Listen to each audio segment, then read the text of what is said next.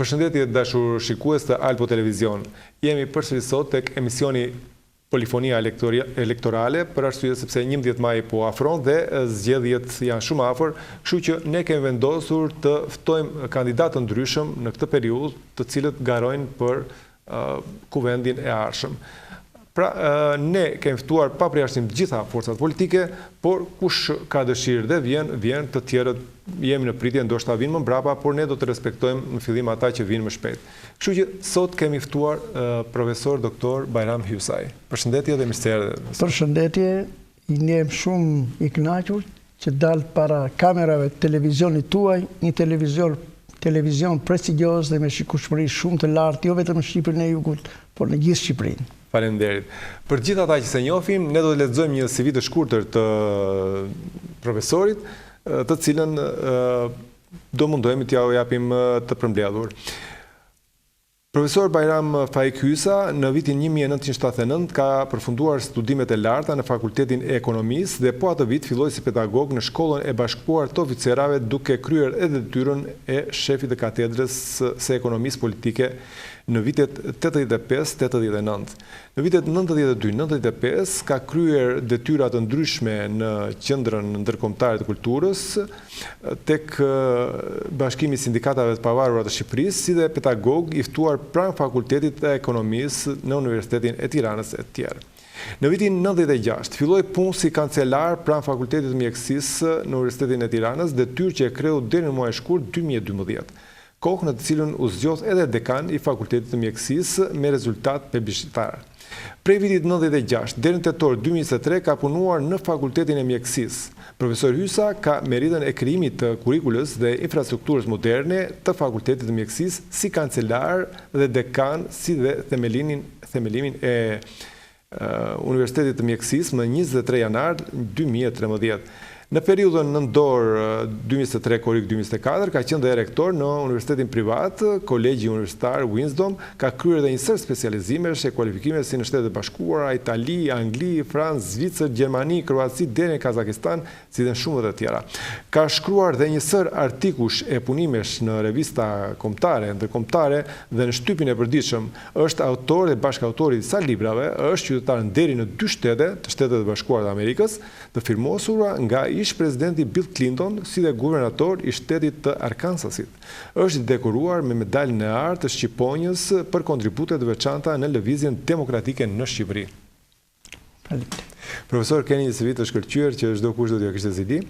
Dhe me aq sa e njohim, jeni dhe një person shumë i thjeshtë dhe bashkëpunues dhe shumë komunikues me njerëzit. Një individ që njerëzit i bëni për vete, i afroni dhe njerëzit gjejnë vetveten tek juve.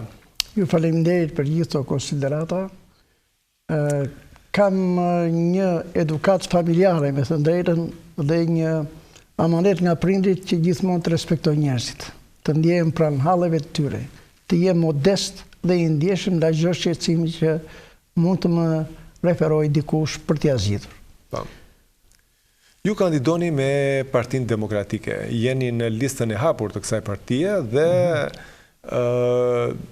shpresoni që të jeni një nga deputetët e ardhshëm të kuvendit të Shqipërisë. Çfarë do të ndryshoni ju, i nderuar, në kuvendin shqiptar, nëse do të ishte në dorën tuaj, që nëse populli ju beson dhe ju jep votën, nga do t'ja fillonit? Unë gjëja e parë që do t'ju them, njerëzit që do të votojnë, nga e majta apo nga e djatha. Unë do t'jem avokati tyre, avokati halleve të tyre, një mbrojtës i interesave të tyre legjitime në kuvendin e Shqipërisë. Jo vetëm për qytetin e Përmetit nga unë vi dhe kam lidhur, por për gjithë qarkun. Madje me kontribute, mendoj edhe në nivelet të tjera të mbrojtjes së ligjshmërisë dhe të pasurimit të këtij legjislacioni dhe në kuvendin e Shqipërisë. Përveç kësaj, unë gjatë kësaj kohe që kam lëvizur në qarkun e Gjirokastrës, unë kam parë që ka shumë halle, shumë probleme të pazgjidhura nga e kaluara. Por këto janë natyrisht probleme të akumuluara, sepse gjatë një mandati gjatë kryerjes së qeverisjes 12 vjeçare të Partisë Socialiste, të kryeministit Rama, janë krijuar shumë boshllëqe, të cilat janë të evidentuara në gjithë sektorët. Për shembull, nëse shikojmë bujqësinë, ka mjaft probleme të mungesës subvencionimit, me fonde konkrete për shembull për shtimin e krerëve, për frutikulturën, për kanalet ujitse, për ujin mbledhësit e tjera. Dhe për hir të vërtetës nuk ka qenë jashtë vëmendjes Shqipëria për ta financuar. Ju e dini që tani fondet e IPARD-it janë bllokuar nga ana e Komitetit Evropian për shkak sepse ka pasur shumë shpërdorime. Pra ato nuk kanë vajtur atje tek fermeri i thjeshtë që ka pas nevojë për to, por kanë vajte njerëz të preferuar të pushtetit. Nga ana tjetër, unë mendoj që do të jap kontribut edhe për infrastrukturën e mjaft vendeve. Unë vërtet nuk do jem kryetar bashkie, por do të jem sensibilizues, kërkues, jo vetëm në nivel bashkie, por deri në nivel të kryeministrit dhe të qeverisë. Ky është pra funksioni im për të qëndruar pranë njerëzve dhe për të zgjidhur problemet që ata kanë me një përfitim të gjithë qytetarëve. Po, në fakt Shqipëria ka shumë halle, ka shumë probleme të cilat e lindin më shumë si shkak i korrupsionit shumë funksionarëve këtu në Shqipëri. Por nuk e di, një person i vetëm a mund të ndali tërë të korrupsion apo ndoshta keni ndonjë strategji tjetër? Unë jam pjesë e elektoratit të Partisë Demokratike. Partia Demokratike do të bëjë ndryshimin bashkë me Aleancën Madhështore. Dhe unë jam pjesë e këtij, si thua, ekipi që do luftojë për të bërë ndryshimin. Është fakt 12 vjet në qeverisje u krijuan mjaft boshllëqe dhe jo pa qëllim, mjaft shtete demokratike, duke filluar nga Shtetet e Bashkuara të Amerikës, Franca dhe vende tjera evropiane, e kufizojnë me lik jo më shumë se 2 mandate. Për arsye se mandati i tretë për mua nuk e çfarë të japësh, është abuziv. Dhe këto abuzime janë shoqëruar edhe me dëshira për të mbrojtur nga përballë ligjit dhe luftohet për një mandat të 4 me pretendimin për të shkuar për pasaportën evropiane. Ndërkohë që këtu ka mjaft probleme dhe që të vesh në Evropë duhet së paku nga ana ekonomike të kesh një rritje, jo më pak se 5% të produktit të brendshëm bruto, që gjerë tani kjo ka qenë deri në 3%, rrallë në 3.9%. Pra është taksative rritja ekonomike deri në 5%. Për më tepër, një ekonomi tregu funksionon dhe një shtet që natyrisht aplikon ekonominë e tregut nëse është konkurenca e lirë. Por këtu ju e dini që ajo shprehja e Abraham Lincolnit që të jetë një qeveri e popullit, nga populli dhe për popullit, është kthyer një qeveri për oligarkët. Nuk është qeveri që unë biles dua të them një gjë këtu, që këtu kanë mira socialistë, të zgënjur, që i ka pllakosur varfëria, që i kanë pllakosur hallet, dhe problemet që ne thamë lart janë të njëjtë, si për të majtë dhe për të djathtë. Pra, ky ndryshim duhet bërë me një vullnet politik nga të gjithë shqiptarët. Pse?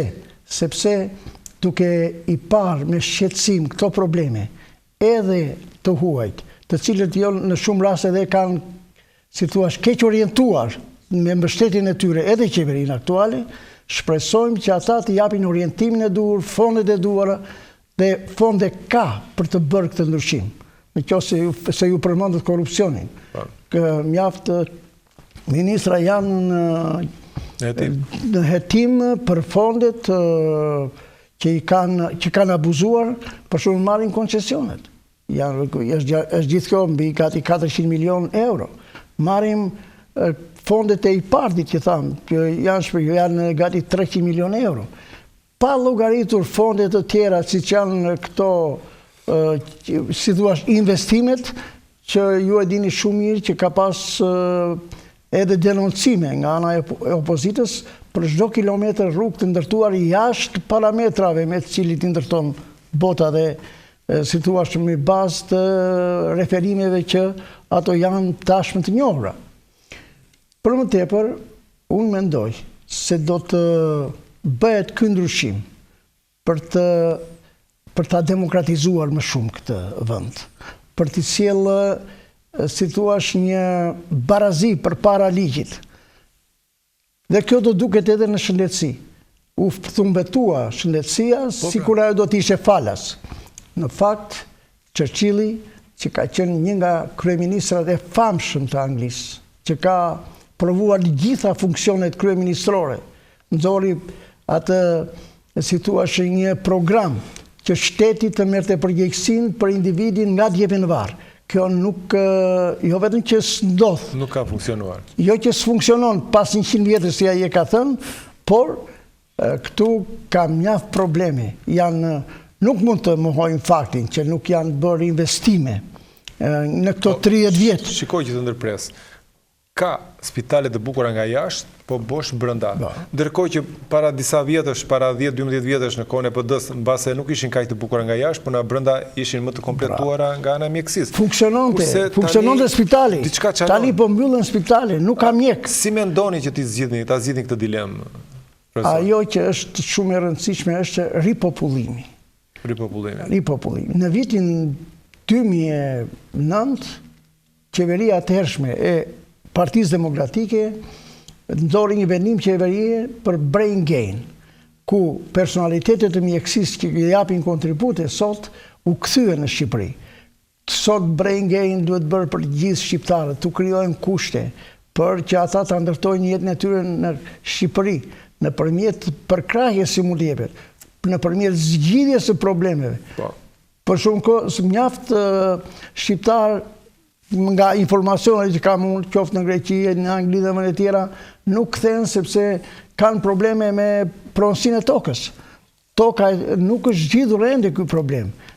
Për të kanë probleme ligjore, kanë që ende në për gjykata me vite të tëra. Madje është një strapacim i madh në reforma territoriale që është bërë, si dhe spostimi i mjaft institucioneve. Megjithse dikur Gjirokastra si prefektur kishte mjaft institucione që mund të shfrytëzoheshin që nga Premeti, Kërcyra e Pelena, sot për mjaft probleme që zgjidheshin dikur këtu, qytetarët duhet të strapacohen duke shkuar deri në Lush, deri në Tiranë. Pale pastaj për shërbime të tjera që vërtet kërkojnë një ndryshim rrënjësor edhe në strukturë, edhe në konceptim. Po, në fakt, me të drejtë ju mendoni keni ato strategjit tuaja për të ecur para edhe në mjekësi, edhe në drejtime tjera, por është vërtet një sfidë, profesor, sepse këtu në Shqipëri njerëzit tashme janë bërë pak, jo pak, po janë bërë shumë mosbesues për sa e përket besimit të tyre në spitalet shqiptare, por edhe në drejtime tjera, për arsyes pse qalon puna gjithandej. Dhe me sa dim, me keqja vjen në mënyrë piramidale që nga lartë, sepse mënyra e drejtimit sjell edhe një keq menaxhim deri poshtë. Mirë, shpresojmë që ato ide tuaja, ato që ju keni pas në mendje që keni botuar në shumë shkrime të realizohen, dhe shpresoj që edhe njerëzit të mos jenë kaq të ngurtë, ose ashtu siç thatë dhe ju, siç edhe ti që shpresojmë të marrim vota dhe nga e majta, pasi unë shumë e besoj tashmë se njerëzit nuk janë aq naiv sa të votojnë verbazi, pasi sot s'ka më të majta të djathtë, po njerëzit duhet shikojnë individin se kush është më i besueshëm, kush individ është ai që do t'i japi më shumë njerëzve, do t'i kthejë më shumë benefite mbrapa që njerëzit të jenë, këto benefite të jenë të prekshme. Unë do flasë edhe për një problem, me të drejtën, që unë duke qenë se kam kryer, sikur se përmendët dhe ju, një sër detyrash akademike, që nga shef katedre, shef departamenti, dekan apo rektor, mund t'ju them zgjedhësve, ata i do më votojnë, që telefoni im ka qenë të rjetën 24 orë hapur, që kurse ka marrë celularin e parë, dhe kështu do të qëndroj edhe në të ardhmen. Unë nuk jam nga ta të them që këti celularin mos i bini më, se ka që përfundoj fushata elektorale dhe gjoja kemi punë. Jo, kjo nuk do ndodhë. Më shumë do t'jemi angazhuar. Piles kam zgjidhur mjaft halle probleme që kanë pasur studentët e mjekësisë, si në mjekësinë e përgjithshme, në stomatologji, farmaci e tjera, duke ju dhënë mundësira që të kualifikohen në universitetet më prestigjioze ndërkombëtare, botërore, dhe shumë prej tyre janë kthyer, por ndërkohë kemi krijuar kushtet, një infrastrukturë moderne në kohën që drejtoja fakultetin e mjekësisë. Sikur se përmendët e ju, ne ndërtuam kurrikula moderne për integrimin e fakultetit mjekësisë në mënyrë prestigjioze me universitetet evropiane. Dhe fakti është që në sajt të këtyre kurrikula, në sajt të këtyre dijeve dhe lëndëve të reja që ne futëm, sot mjekët shqiptarë janë të pranuar në gjithë Evropën, madje deri në Shtetet e Bashkuara të Amerikës. Ne mendojmë që ata të kuptojnë kontributin e tyre për të kthyer në vendin e tyre. Dhe këtë ua kemi kërkuar dhe u them gjithë studentëve, shkolni për botë, kualifikoni, por ktheuni një ditë sepse vendi ka nevojë për ju. Ka nevojë Shqipëria, sepse mund të themi që rinia janë si zojt e pyllit, ku këndojnë të gjithë, do më që nga bilbilat dhe gjithë llojet e zojve, dhe pas zojt një pyll nuk mund të kuptohet ashtu si kurse dhe Shqipëria nuk mund të kuptohet pa të rinj. Nuk ka të ardhme pa rinin. Dhe vërtet ne do të luftojmë, të kthejmë besimin, të krijojmë kushtet që ata të ndërtojnë jetën e tyre në vendin e tyre. Në fakt, është e vërtet dhe jeta është kalimtare për të gjithë kalimtarë jemi problemi se çfarë do bëjmë për kombin, çfarë do bëjmë për vendin, për këta njerëz. Sepse ne pak a shumë kemi bërë me jetën tonë, ato arritjet që kemi pasur, e rëndësishme është çfarë do bëhet me të ardhmen, është një pikë pyetje shumë e madhe.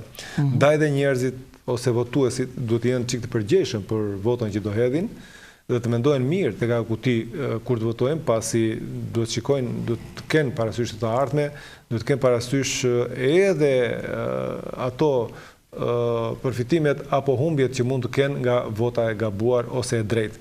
Kështu që, profesor, unë doja të kaloja në një pyetje tjetër, meqense me arsimin akoma nuk janë futur, por meqense me shëndetësinë ne i tham disa nga ato çka ju mund të realizoni dhe që mund të bëni shumë gjëra të sillni në vit të drejtë, mjafton vetëm dëshira në fakt dhe ato vinë, por një pikë tjetër strategjike është dhe bujqësia, profesor. Bujqësia, me të drejtën, është një nga degët prodhuese të shoqërisë. Pasi dhe përmeti ka shumë fusha dhe shumë fermerë që... Ka fermerë, ka blektor, për ata do mendohet që të jenë politika stimuluese të shtimit të krerëve, sepse ka rënë në mënyrë drastike, deri në 1/4 do më krerët, po bashkë me njerëzit po bie dhe numri i krerëve. Bashkë me njerëzit kanë ngelur goxha toka djerë, por ndërkohë si rezultat i iniciativës private ka mjaft dhe biznese që kanë lulëzuar dhe që janë një shembull edhe për të tjerët që mund të kthehen në vendin e tyre dhe të organizojnë jetën e tyre duke hapur biznese. Ne do të mbështesim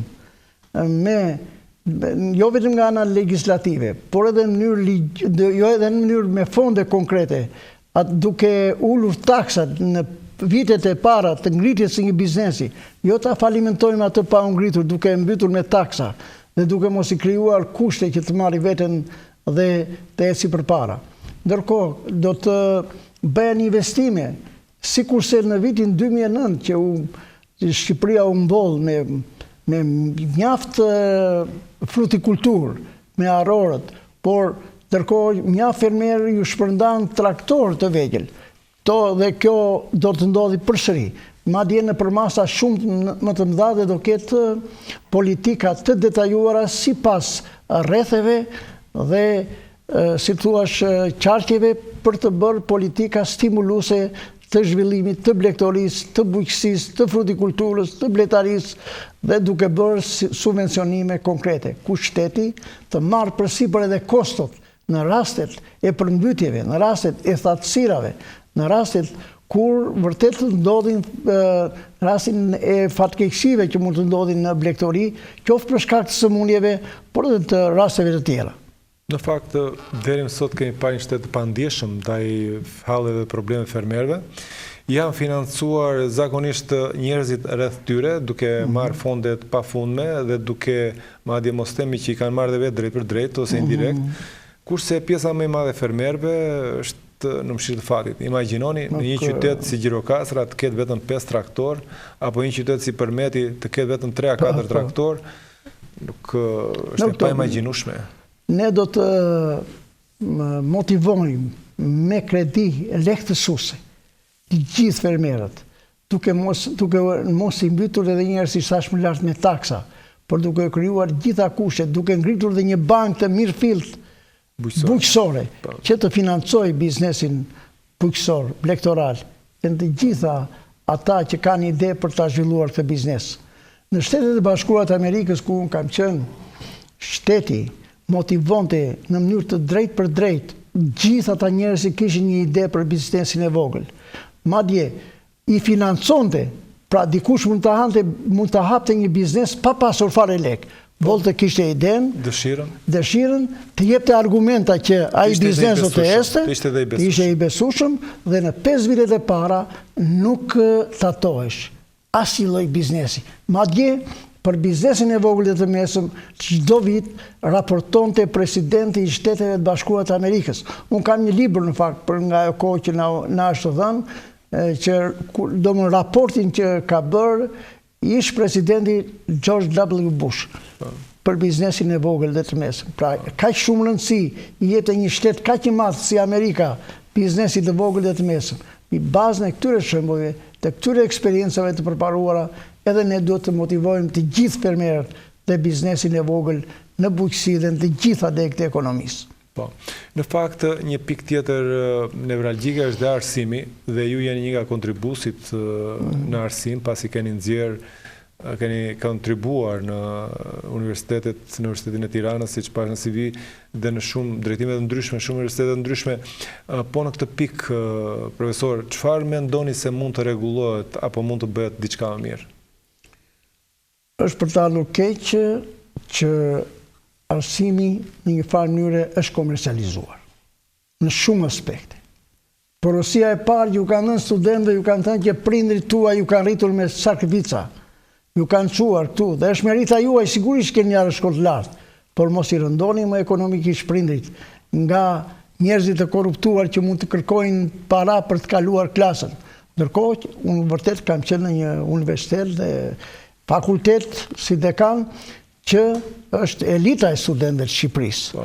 Por edhe aty ka pasur element korruptiv, të cilët unë nuk kam qenë indiferent. Ka ndodhur që aty ku kam dyshuar u kam hequr pedagogëve dhe çan deri të drejtën e marrjes në provim të studentëve. Sepse ka një proces të tillë në arsim, procesi I dhënies dhe I nxënjes. Një pedagog që ngel shumë student nuk është faji I studentëve që gjëra nuk kanë nxënë, po ai që ose s'ka qenë në gjendje ta jap si duhet mësimin, ose I ka ngelur studentët për qëllime korruptive, për qëllime abuzimi. Dhe këto I kam analizuar dhe kam mbajtur qëndrimet konkrete me masa disiplinore për pedagogën. Arsimi duhet të jetë puritan, duhet të vlerësojnë në mënyrë objektive njohurit e studentëve. Por si mundet që të ndodhi kjo kur në gjëja e parë që duhet parë ligji elektoral për zgjedhjet akademike. Po thuaj në këto vite kanë kandiduar si rektor, dekan, shefa departamentit njerëz të përkrahur nga qeveria dhe tek pull nuk ka pas konkurrencë as për zgjedhjet akademike. Madje është për të ardhur keq dhe turp që funksionarë të lartë të shtetit kanë vajtur e kanë përkrahur një kandidaturë të vetme, votoni X person sepse ky ju duhet juve ose I duhet Shqipërisë. Jo, kështu nuk mund të ketë zgjedhje demokratike. E drejtë. Në fakt, profesor, është një pyetje tjetër që rrallë bëjnë për emisione, por unë do ta bëj se jam I drejtë për drejtë, edhe ju jeni drejtë për drejtë dhe për këtë më pëlqen.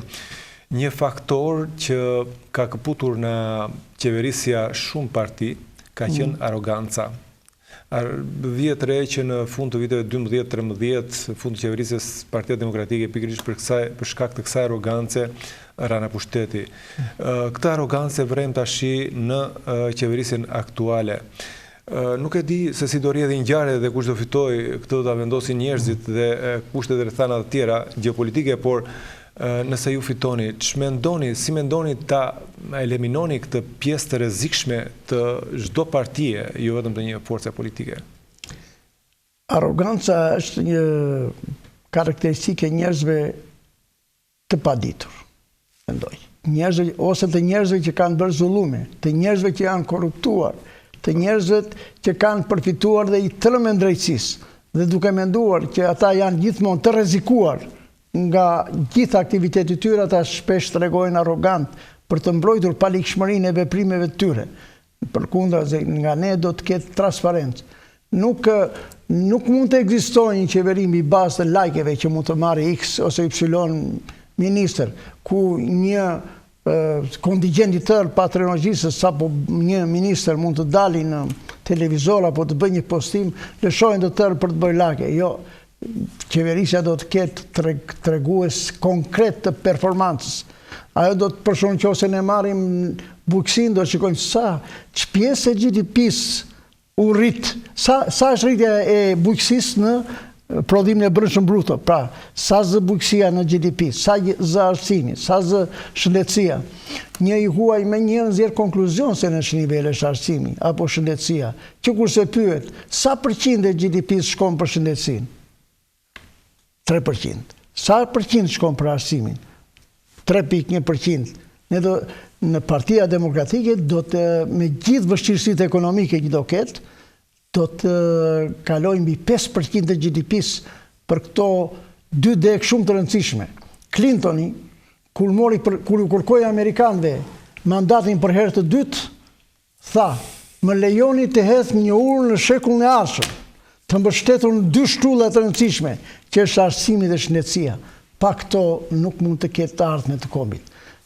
Pa shërbim shëndetësor dhe pa një arsim në standardet evropiane nuk mund të ketë as edhe të ardhmen të Shqipërisë. Sigurisht, në fillim do të jetë dëshira e mirë, do të jetë një vullnet pozitiv për të ndihmuar popullin, pastaj dhe për në drejtim të shëndetësisë, me që fola, ne do të marrim eksperiencën botërore që sot e mbështet shëndetësinë në 4 pika të rëndësishme ose që i quajnë revolucione, në faktorin social, që ka të bëjë me mbrojtjen e të drejtave kushtetuese të qytetarëve, për të qenë të gjithë barabartë për të marrë shërbimin shëndetësor. Jo ai që ka para të vej të shërohet ose të investojë fisi apo fëmijët që janë jashtë shtetit për ta nxjerrë dhe jashtë shtetit.